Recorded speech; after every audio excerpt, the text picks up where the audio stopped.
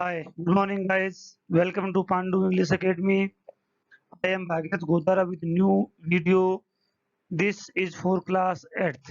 हम class 8th के second lesson का थर्ड वीडियो देख रहे हैं एंड सेकंड लेसन का फिफ्थ वीडियो देख रहे हैं, थर्ड नहीं। इसके पहले मैंने 4 वीडियोस देख लिए हैं।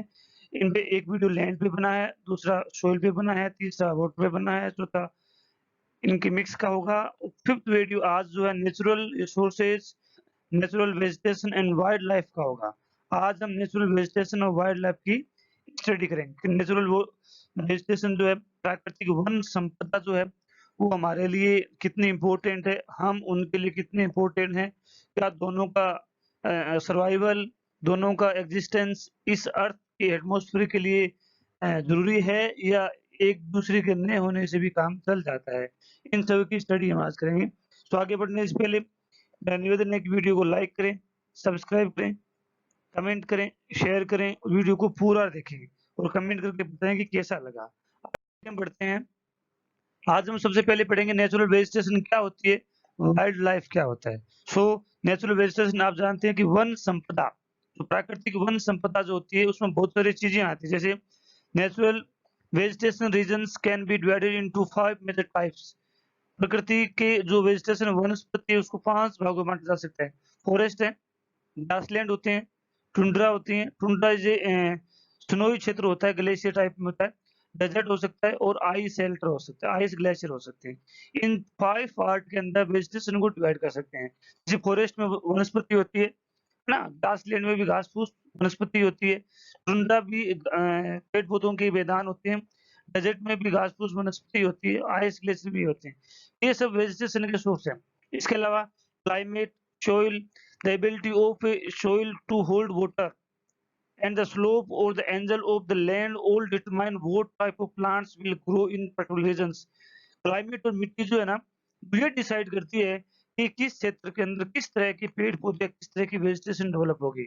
अगर मैं अपने राजस्थान की बात करता हूँ, अगर हम पश्चिमी राजस्थान, बीकानेर, जोधपुर, जैसलमेर के क्षेत्र में आते हैं, तो यहाँ की मिट्टी और यहाँ का क्लाइमेट ये डिसाइड करता है कि इस क्षेत्र के अंदर सिर्फ कंटीले पेड़ पौधे ही हो सकते हैं, दूसरे नहीं हो सकते, क्योंकि यहाँ का क्लाइमेट जो है वो गर्म ज्यादा है, बारिश भी कम होती है। अच्छा, मिट्टी जो होती है, यहाँ की जो मिट्टी जो होती है राजस्थान की इस पश्चिमी पार्ट की, ये मिट्टी लूज ज्यादा होती है, मतलब बड़े कण की होती है। इसके आपस में चिपकने की क्षमता कम होती है, तो इसमें पानी को होल्ड करने की क्षमता भी कम पाई जाती है। जबकि आप यूपी, बिहार में जाते हैं, तो उस मिट्टी के पानी की होल्ड करने की क्षमता बहुत ज़्यादा है, क्योंकि वो मिट्टी चिकनी होती है, चिकनी मिट्टी जल्दी से सूखती नहीं है। तो इस तरह से नेचुरल वेजिटेशन को 5 पार्ट में डिवाइड किया गया है। आगे हम देखते हैं ये हमारे लिए कैसे इम्पोर्टेंट है। Just like there is a garden और ए प्लांट, ये सब नेचुरल वेजिटेशन है, ये सब हमारे उपयोग के लिए है। इसके बिना ह्यूमन लाइफ, नेचुरल वेजिटेशन के बिना ह्यूमन लाइफ ज़ीरो है। जो कुछ भी हम आज ले रहे हैं, जो कुछ भी हम आज खा रहे हैं, जिस एनवायरनमेंट में हम जी रहे हैं, all for this vegetation is very compulsory. वनस्पति के बिना कुछ भी नहीं है। आप खाना खाते हैं, आप सब्ज़ी बनाते हैं, आप मेडिसिन लेते हैं, आप मसाले काम में लेते हैं, आप टी बनाते हैं, आप कॉफ़ी बनाते हैं, है ना? आप जूस पीते हैं, आप फ्रूट्स खाते हैं, all are part of vegetations. इसके बिना हमारा जीवन संभव ही नहीं है। और भी देखते हैं हम, these are very attractive scene, ये हमें वेजिटेशन जो है अट्रैक्टिव सोर्स भी है, टूरिस्ट का पार्ट भी है, इसे हम इकोनॉमिक ग्रोथ भी करते हैं, क्योंकि अच्छे से गार्डन्स, अच्छे से प्लांटेशन लगा करके हम एक पिकनिक स्पॉट बना सकते हैं, जैसे कि नेचुरल डेवलपमेंट भी होगा और इकोनॉमिक सोर्स भी डेवलप भी होंगे। इसके अलावा these are the some natural herbs जो होती है, जड़ी बूटियाँ जो होती है, वेजिटेशन जो है, ये भी हमारे लिए बहुत उपयोगी हैं। Thus these are also some veggies and some shell also that help us to survive our life. ये चीजें कैसी किसी न किसी रूप में हमारे जीवन को पीसफुल बनाने में कंट्रीब्यूशन देती है ना। तो वेजिटेशन बहुत जरूरी है। These are some fruits also. They give us a lot of energy and ingredients, minerals. Without them we can't survive. जो भी मेडिसिन आप काम में लेते हैं, वो किसी न किसी रूप से वेस्टर्न प्लांटेशन से बन के आती है। इसके बिना संभव ही नहीं है। बिना वेजिटेशन प्लांट और बिना वेजिटेशन फ्रूट के, फ्लेवर के, वेजिटेशन वो जो मेडिसिन्स होती है, वो नेगेटिव इफेक्ट प्ले करती है। आगे हम और पढ़ते हैं। these are also made of some medicines, a part of natural vegetation। तो हम कह सकते हैं कि नेचुरल वेजिटेशन वाइल्ड लाइफ हमारे जीवन के सबसे पहले पार्ट है। इसके बिना we can't imagine for survival, हम इसके बिना जी नहीं सकते। आप सोच ही नहीं सकते कि जी सकते हैं, कि कोई सोर्स नहीं है जीने का, कोई है ही नहीं कुछ भी, है ना? खाने से लेकर के सोने तक जो कुछ भी हमें सामान चाहिए, we all totally depend upon vegetation. और पढ़ते हैं प्लांट से, जैसे वेजिटेशन में प्लांट आते हैं तो उसमें हमें क्या-क्या मिलता है? प्लांट हमें किस तरह से हेल्प करता है? जैसे silk, from silk worm, silk जो कपड़ा होता है ना, वो सिल्क वर्म पेड़-पौधों में रहता है। एक सिल्क वर्म नाम का एक कीड़ा होता है, जो पेड़-पौधों में रहता है। कौन से पेड़-पौधों में रहता है? Bread on mulberry trees, mulberry नाम के पेड़-पौधे होते हैं, उनमें सिल्क वर्म रहता है, जो सिल्क को क्रिएट करता है। पेड़-पौधे में फ्रूट मिलता है, नट्स मिलते हैं, लेटेक्स का मतलब गोंद टाइप में होता है, टर्पेंटाइन ऑयल मिलता है, गम मिलता है, मेडिसिनल प्लांट मिलते हैं, also paper that we so that is so essential for your study. हम जिस चीज से स्टडी करते हैं, है ना, ये पेपर भी प्लांटेशन का ही होता है। Natural vegetation Natural vegetation and wildlife exist only in the narrow zone of contact between the lithosphere, hydrosphere, atmosphere, मतलब जल, नभ और आकाश, तीनों जगह ये रहते हैं और नैरो कॉन्टेक्ट में रहते हैं। दैट कोल बायोस्फीयर, जिसे हम बायोस्फीयर भी कह सकते हैं। In biosphere living being are interrelated, जितनी भी जीव जंतु है, पेड़ पौधे हैं, all are living being, these are interrelated. मैंने कहा है बिना पेड़ पौधों के हमारा जीवन संभव नहीं है, क्योंकि ऑक्सीजन नहीं मिलेगी।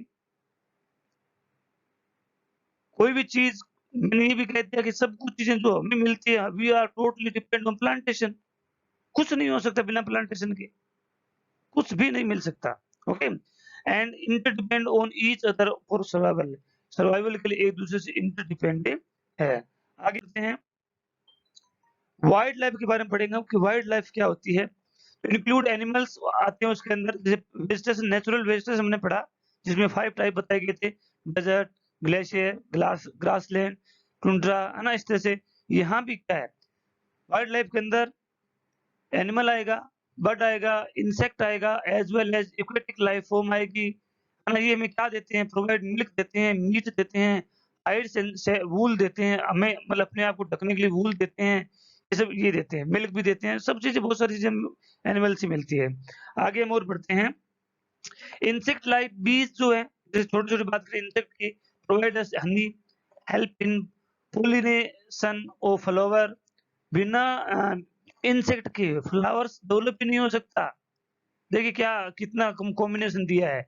And have an important role to play as decomposer in the ecosystem. इस इकोसिस्टम में जो डिकम्पोजर है ना, वो इंसेक्ट है। जैसे केचुआ जो होता है, छोटे छोटे कीड़े जो होते हैं, वो फर्टिलाइजेशन बनाते हैं, है ना।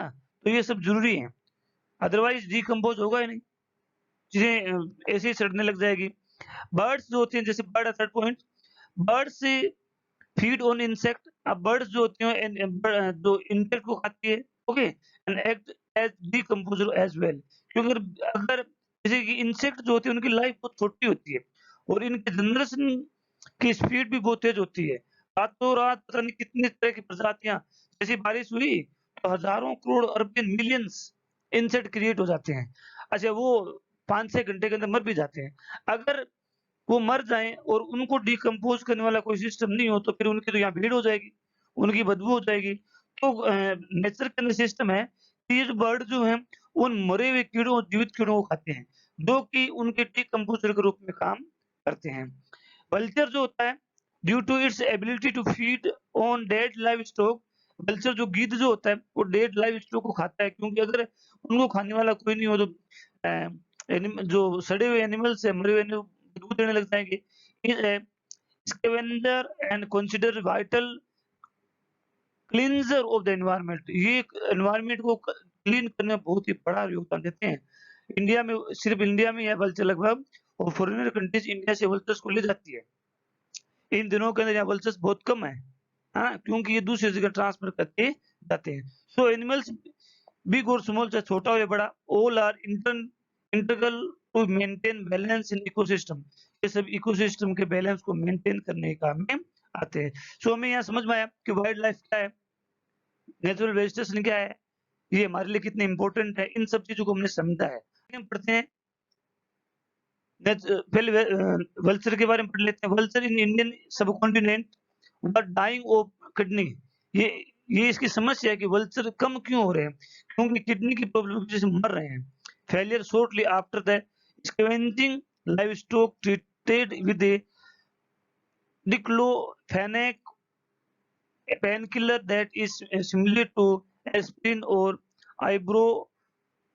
ibuprofen effort are on to ban the drugs for livestock use and breed vulture capacity।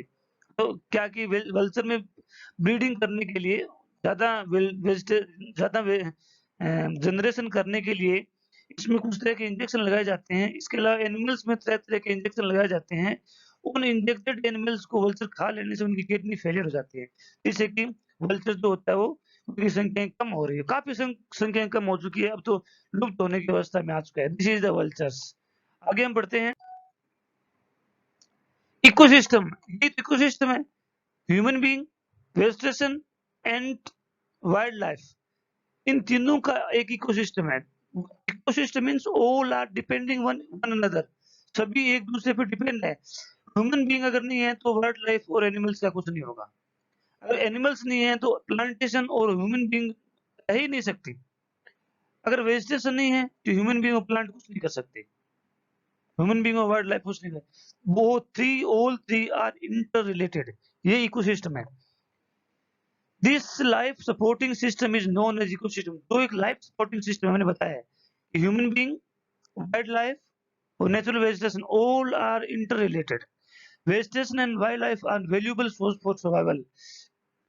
Human being के सर्वाइवल के लिए वेजिटेशन और वाइल्ड लाइफ बहुत ही वैल्यूएबल सोर्सेज हैं। अब आगे हम पढ़ते हैं।